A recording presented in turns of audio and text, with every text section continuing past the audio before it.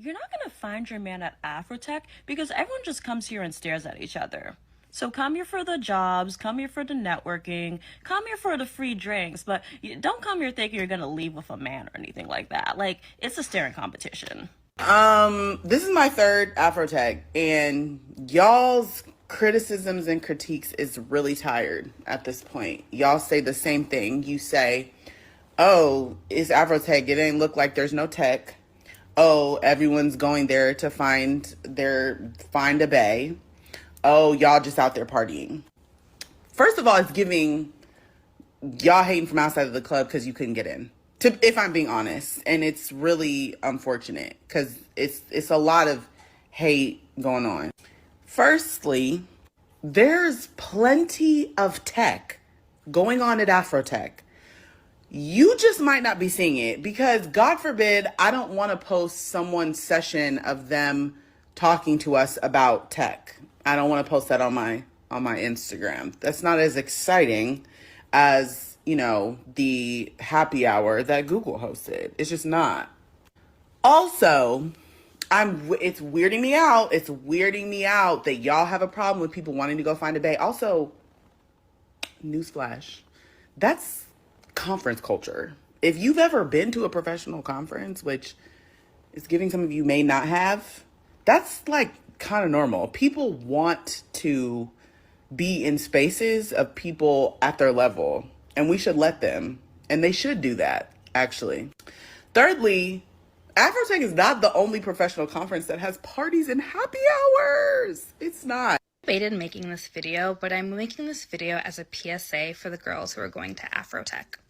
So I've been to Afrotech a few times in the past. I don't really go anymore because I don't want to work in tech anymore.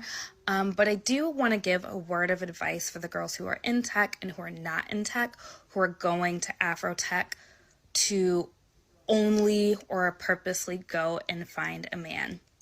Does anyone remember the movie 21 Jump Street, the remake, not the TV show, in which there was this scene in which they observed that, like, the stereotype of, like, the cool kid and the jock and the cheerleader is actually not the cool kid anymore, and the new stereotype of, like, the nerds and the people who care about the environment and, like, the kids who were kind of excelling in life are now the new cool kids.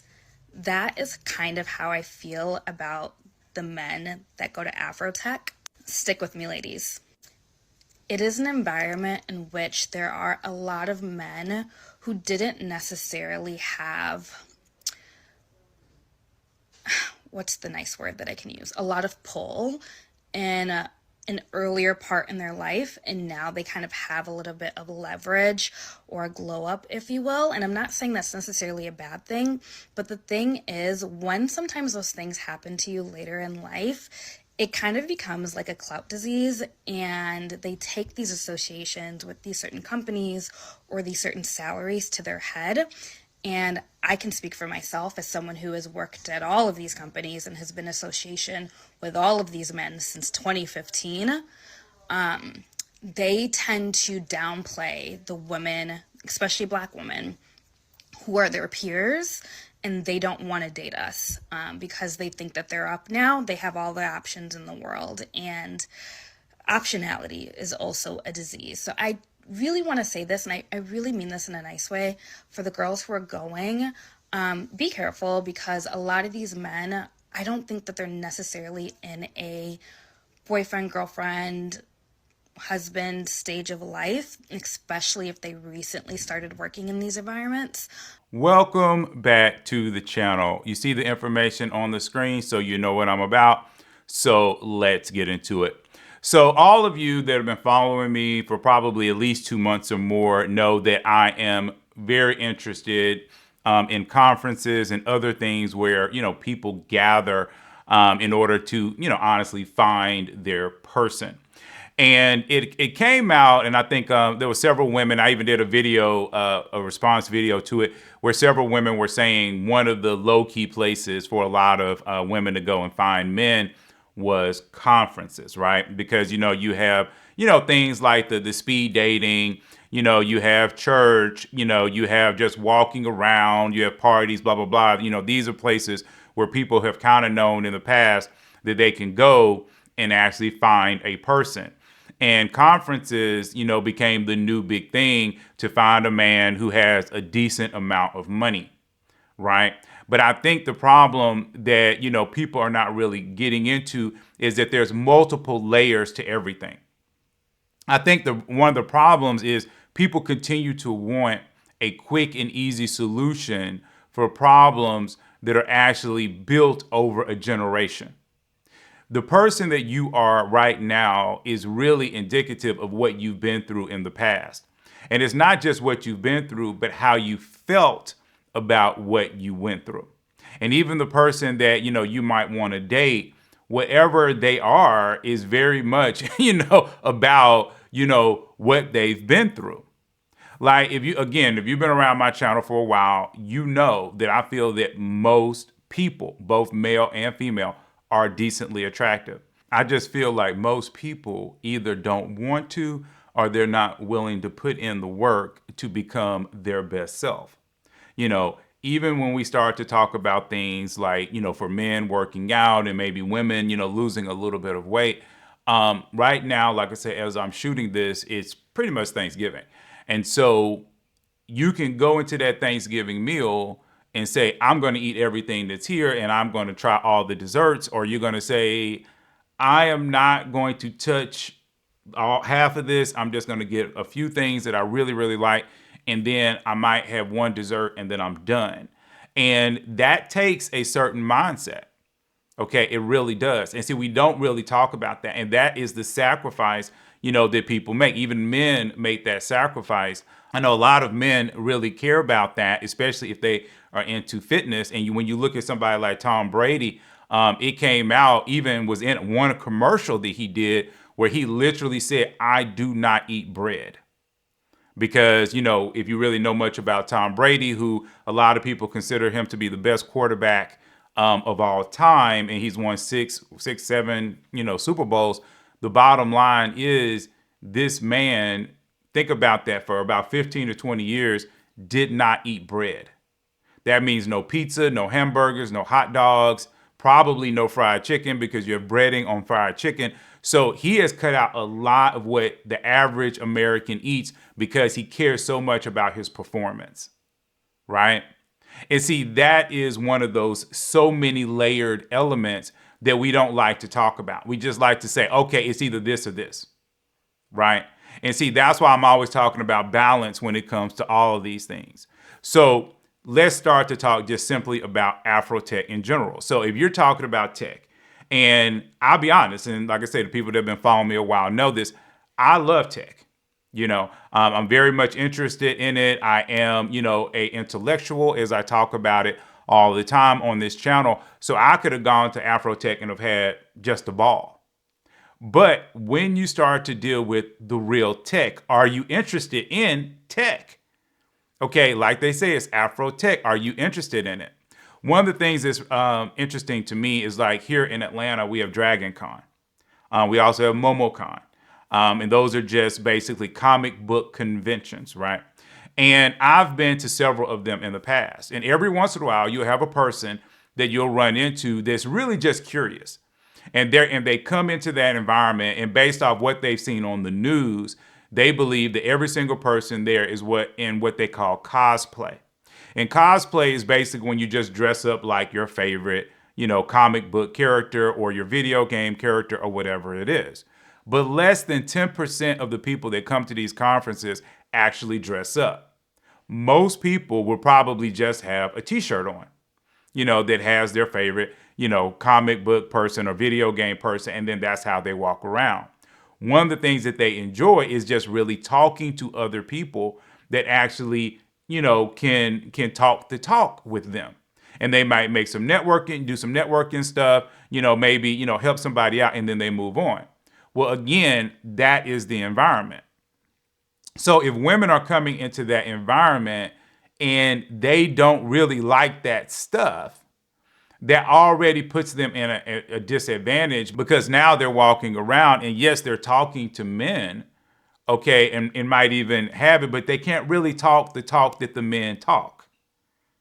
That is like the equivalent of me walking around Dragon Con or walking around Afrotech, and then a woman, starts to talk to me, and I start talking to her about the, latest Marvel film, or if I'm at Afrotech, I might start talking to her about, some engineering, computer sciencey type stuff, and then she's like, oh, well, I just took, this really great vacation to Greece. And it's like, what? Where'd that come from? Or she might talk about, oh, well, in my family, we just love to sit around, during Thanksgiving and just really have this really great time. And I just love, sitting around with them and, watching TV together. You're not talking the talk. You have to be able to talk the talk in these environments. And I don't think that, people understand that. You go to the conference that you're comfortable with. Okay. And if you're going to go into that conference and not be comfortable with that, first of all, you have to understand the types of men that are going to be there. And then number two, you have to be that inquisitive mind that asks questions. And it's not so much about what you want, it's about what the other person is into. And see, again, I don't think a lot of people are looking at it in all of these different levels, right? Okay, so I think you have to start there because you have to kind of understand the environment. And some women are going to do really great in that environment, even if they know nothing about tech or they know nothing about, video games or comic books, just because they're the type of person that asks questions. And they enjoy learning just about life in general, right? So I think that's, part one. Now, once you get beyond that, again, to what the last lady said, and even the first lady said, you have to realize what these men have been through. They're not the playeristic types. They're not just going to come up to you just because they see you. Even if they like you, they might not do that, because you also have to understand that, like I've said before, and I even did a clip with Matthew Hussey, and I'll probably insert it just so we can make sure that we're clear for all the new people. This is all guys. This many are running up to every woman they like. In fact, this many are running up to every woman. This many are running up to every woman they like, and the rest of us, this many, will never approach a woman. And the rest of us, we wait for the right moment. But less than 20% of men chase women. This is this big misunderstanding that women continue to have when it comes to men. Most men don't chase. Most men do not chase. They have to come together with you in order to talk to you. Now, if they're right next to you, they might say something. But if you're across the room, more than likely, they're not going to say it, especially if they've been in environments like this. Because a lot of these men, they're very good at what they've practiced. But many of them have not practiced talking to women. That is why a lot of these guys that are actually out here that have all these women, a lot of times they don't have no money. Because all they've done in their life is practiced talking to women. All right? And that's why women get confidence so messed up. Because women believe that social confidence is the same thing as on-the-job confidence or building a business confidence. And I have run into and have explained over and over again that I have run into millionaire men, okay, that struggle finding women. And even no matter how you feel about Kevin Samuels, okay, because this is not me glowing him up or knocking him down. But one thing that he did say on his channel was that most of the men, how he made his money for years before he blew up on YouTube, was the men that were coming to him were rich, but they did not know how to dress, nor did they know how to talk to women. And see, that's the thing that a lot of people don't get. A lot of men believe that if a man has money, he automatically has women. That is not true. Okay? Because if the man does not have a certain demeanor about him, women are not going to talk to him no matter how much money he has. Okay? And a lot of women believe that the best men walk around with what we call social confidence. And that's not true either. It is the men who have practiced it. Okay? If anybody out there believes, oh, I can pick up a book and I can read it from cover to cover in 4 hours, okay, a 400-page book, and you've never done that before, okay, it's because you don't have the experience to do so. But I know women, okay, that can, because like I told you all, I've written books, and and I have to get readers to preview the book before I can sell it. And I've had 400-page books that I have given to a reader and paid them to read it for me, and they will read it cover to cover in 4 hours and actually be able to tell me, what they thought about it and actually retain the information because they are experienced in reading books. All right. This is what they do. So anything that you do over and over and over again, you're going to be good at it. So a man that is good at talking to women has talked to literally hundreds of women. And that's why some of the dating coaches for men, that's what they just encourage them to do. They just say, continue to talk to women. And the more you talk to women, the better at it you'll become. And even with me, I've said it before. I met, my ex-wife on the first day of college. So I really never got a lot of skills to talk to women. But after being out here for 4 years, even though I did have the pandemic, I'm much better now at talking to a woman that I just met, okay, than I was, 4 or 5 years ago. Why? Because I've just had more practice, right? And that is something that women have to understand. Now, the second part of what the last lady said, which I think is key, okay, because again, when you start to look at a lot of the red pill spaces and a lot of the incel spaces, what they're talking about is really what the last lady brought up. And this is very painful for a lot of men, okay? But I think that a lot of men have to work through the pain. But I will say that women can do this too. Okay, women can do this too, because I don't think it's so much of a revenge play as it is, these men and women sometimes, it comes from a place of pain. When you are the person that when you were going through high school and even middle school, you're the person that none of the attractive people really wanted to talk to you, whether you're male or female. You can end up in a mindset where now that you have quote unquote glowed up, or you're now more attractive, or now you have more going on for yourself, you can create within yourself a bit of arrogance, right? And some of it is anger towards the people that were in high school and in middle school. Okay, it's really like a misplaced anger because you were like, they didn't want me back then, but now that I got all this, now they want me, right? And you can see a little bit of that, like I say, in that red pill space, and definitely a little bit of that in that incel space where they'll talk about things like that. And you have women that have done, like I say, the exact same thing. They basically might have been overweight in, middle school and high school, or maybe they just hadn't, quote unquote, filled out. And so now, they might be 25 or 30 and they feel like, wow, I filled out. My skin is finally clear, blah, blah, blah. So now I'm getting all this attention. Aha, look at me now. But again, it's basically misplaced judgments, right? Because we all have to get away from that. Like in the dating space, we talk a lot about, women. We generally say women for the most part, but we always talking about being healed. Well, a lot of that being healed is because you don't want to take the pain from a past relationship or from a past feeling into a new relationship, right? So it's the same thing. If a woman was hurt, by a man when she was, let's say, 28, and now she's 30 and she meets a guy, sometimes she'll go into that new relationship where her walls up, or even looking to make sure that this new guy doesn't sound or act like the old guy. Why? Because she has her walls up, because she's afraid of being hurt.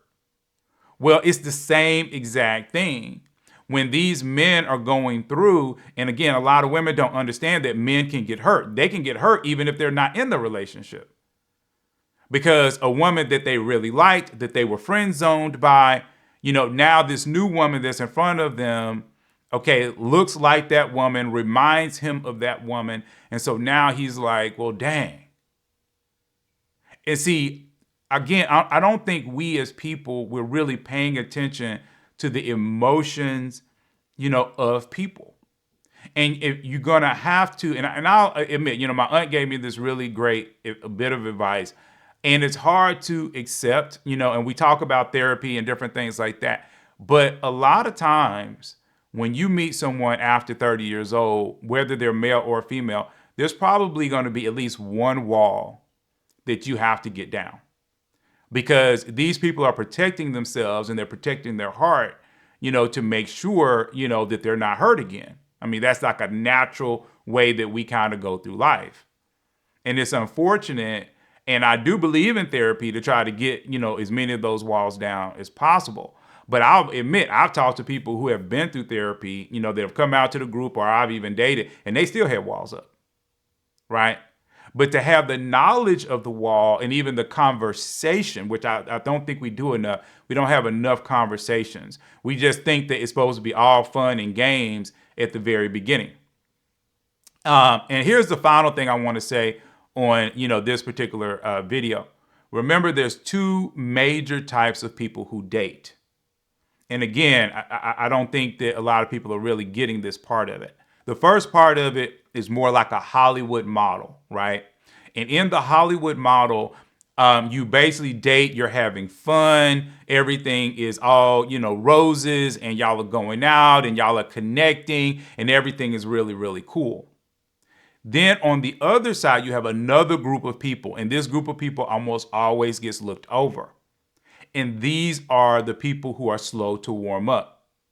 And a lot of times women do not like it when a man takes a decent amount of time to warm up. But generally speaking, intellectual mindset men are going to take more time to warm up. Okay, because they don't know you. Okay, they're not excited just because you're attractive. They don't want to just talk to you about everything because people have told them throughout their whole life that what they have to talk about is not interesting. Okay, that's why if you come in and you can't talk the talk and walk the walk immediately, it's going to take a little bit more time for that man to warm up to you because he's going to be kind of like, okay, what do we have to talk about? Is she going to judge me, for talking about the stuff that I like to talk about? And it takes a certain amount, like I say, just of connection and just trust, just to be honest, for him to warm up in that way. And like I say, as an intellectual myself, I've had people to come up to me all the time because, again, I don't think people quite understand. I'll explain things, but I think people don't really get it until they see it. And there was, one particular lady, just to give you guys an example really quickly, there was one particular lady I was dating, and me and her got along fine. When she met me, she met me when I was actually doing something. So I think she really thought, I had this super confidence and stuff like that, which I do in certain things, right?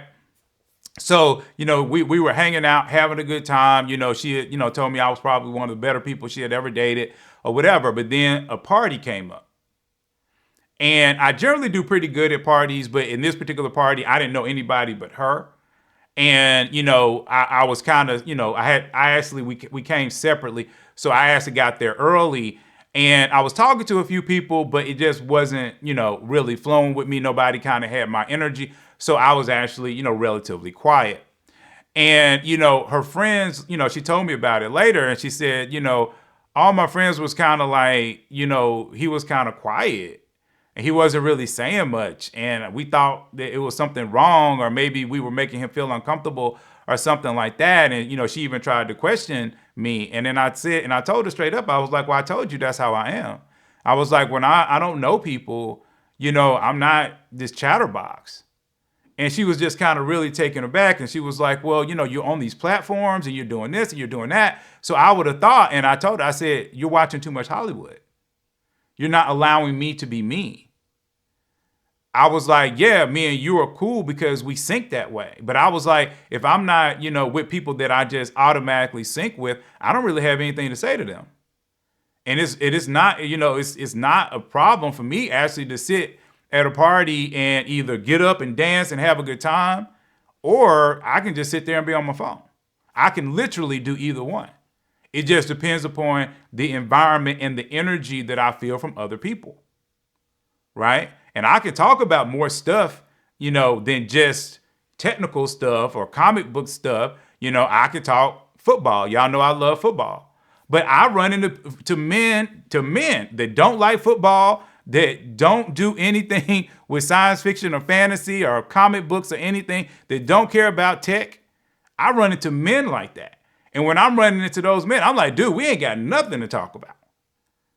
Because whatever it is that you find interesting, like if you find interesting chasing women, I'm like, I don't find that interesting. I find the psychology of why people do it interesting, but not the literal, act and thinking that that's cool. And so, like I say, I run into plenty of men, grown men, that I have nothing to talk about with. And so that's the whole point. There is a thing where you have to understand the people that you're talking to, the people that you're dealing with, before you just say, oh, well, these things are crap and this, that, and the third. And even if you don't go to things like Afrotech, if you go to a photography, conference, if you go to a conference about plants, it doesn't matter what it is. You have to be able to talk the talk, and you have to find people that are going to work for you. And why do you think, I'll be honest with you, that you can go into one of those areas and find one of these men, and if you have nothing in common with them, that is actually going to last? And that's one of the things, again, that 1 minute videos don't teach you.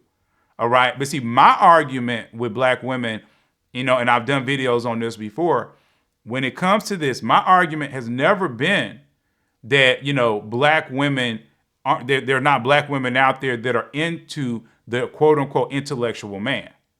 My argument is you can find a black man that is like that, because what I do find is that a lot of black women will date white men saying, I cannot find a black man that is like this. And my argument is, no, there's plenty of them. You're just not allowing those black men to be intellectual and to actually be like they are. You're assuming that because they're black, they're going to still act like the player. No, they're going to act just like the white guy that is intellectual.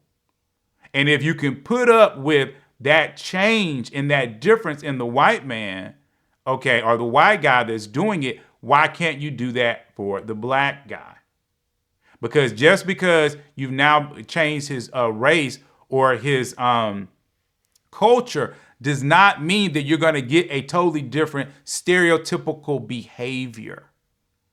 And I think that's key. So this was a bigger one. I thought it was going to be quick and easy, but it ended up being a little bit bigger than what I wanted, a little bit longer. Remember, on the first and third Wednesdays of every month, we do our Zoom lives. And also, we've been pushing for Pop the Balloon. So I'm going to start putting links all the time, to the Pop the Balloon questionnaire. You need to, if you're interested in that, because I'm really interested in getting, like I said, you guys married. So people have been reaching out to me about more ways for people to meet people in their area. So you need to actually fill out that questionnaire, email it to me, and I am going to start doing that pretty much indefinitely. So as soon as I get around 20 to 25 people in each area, I will go ahead and start to put that on the calendar and let people know, okay, that this is coming up.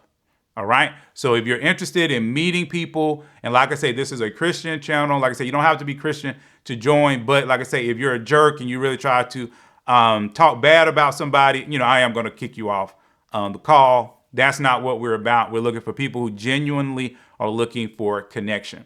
Anyway, please like, please subscribe, and I'm going to see you all in the very next video.